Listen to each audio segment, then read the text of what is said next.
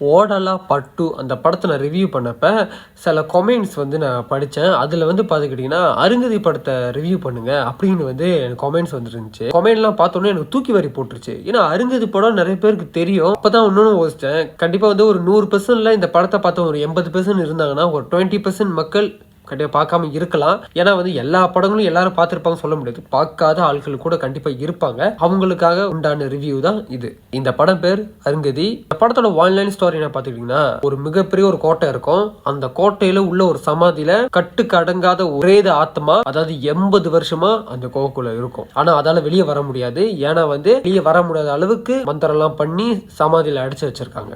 இப்ப யாருக்காக காத்திருக்குன்னு பாத்தீங்கன்னா அருங்கதிக்காக காத்திருக்குது. அதாவது ஜெக்கமோட மறுஜென்மமான அருங்கதிக்காக இந்த ஆத்மா காத்திருக்குது. அவளை அனுபவிக்கணும், அவளை பழி வாங்கணும், அதுக்காக வந்து இந்த ஆத்மா காத்திருக்குது. ஆனா அருங்கதி பாத்தீங்கன்னா சிட்டில இருக்கிறாங்க. ஆனா இப்ப அருங்கதிக்கு வந்து கல்யாணம் நடக்க போகுது.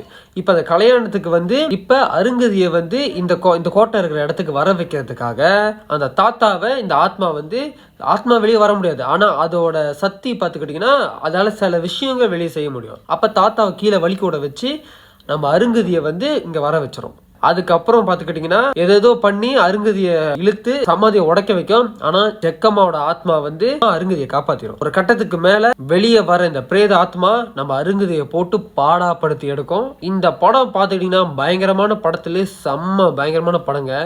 இந்த படத்தை வந்த புதுசுலேயே நான் வந்து பார்த்துட்டு பாத்ரூம் கூட பயந்துகிட்டு நடிங்கிட்டே போனது இன்னும் என் ஞாபகத்துல இருக்கு. அந்த பிரேத ஆத்மா கத்துற அந்த குரல் அடியே அருங்கதின்னு நைட்டு தூங்கினா கூட அந்த குரல் உங்களுக்கு காதல கேட்கற மாதிரியா இருக்குங்க. அந்த அளவுக்கு பயங்கரமா இருக்கும் இந்த படம். இவளையே அனுஷ்காவை இந்த படத்துல நான் பார்த்துட்டு அவங்க பேர்ல எனக்கு அப்ப தெரியாது. ஆனா அவங்களை நான் அருங்கதின்னு தான் கூப்பிட்டுக்கிட்டு இருந்தேன். இன்னும் இந்த படத்தை பார்க்காத ஆள் இருந்தீங்கன்னா கண்டிப்பா இந்த படத்தை பாருங்க.